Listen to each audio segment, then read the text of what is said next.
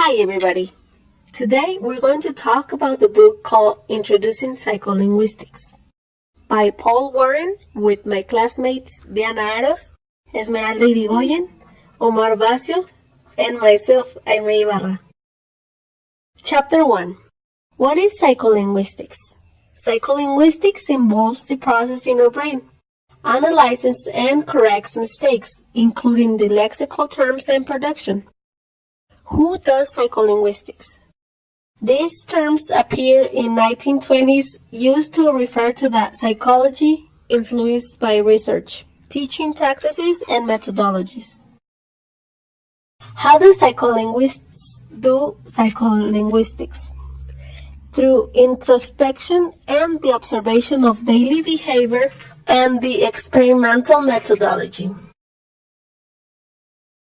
Chapter 2.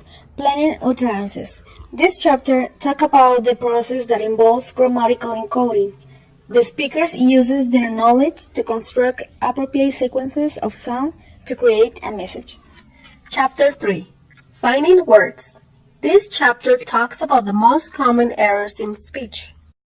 Pausing and predictability, speech errors and lexical selections, getting the order wrong, and association norms.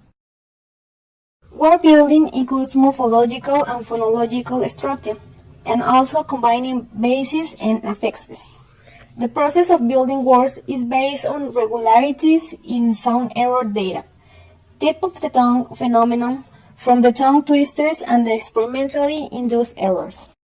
Chapter 5. Monitoring and repair. This chapter clearly talks about the speaker monitoring their own speech, correcting and repairing errors efficiently and rapidly. The speaker helps listeners for a better understanding. Chapter 6. The use of the gesture.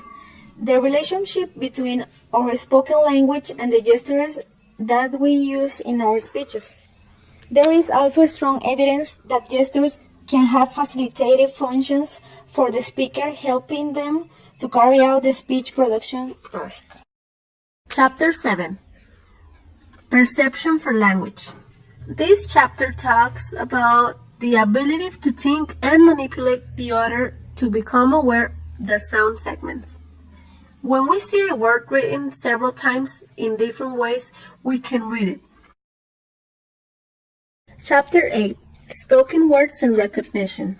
This chapter talks about how we know we recognize words. Most speakers can understand more words than they are likely to use in their speech. But also, there are words that we see and understand in a print paper, but we have never encountered in our speech. The selection of a word depends on the context and it's heard appropriately. From each word, we can identify a uniqueness point. This depends a lot on the speaker's pronunciation. Chapter 9. Visual word and recognition.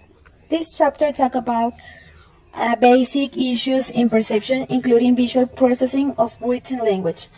There are factors that affect visual word recognition that influence both spoken and visual word recognition, including lexical frequency. For example, dyslexia affects reading process and dysgraphia affects writing process.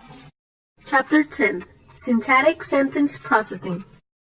In this chapter, we will be focused on how sentence structures are built in our brain depending on what word we recognize. The syntactic tree is how a sentence is created. For creating a simple sentence is needed what kind of words are being used.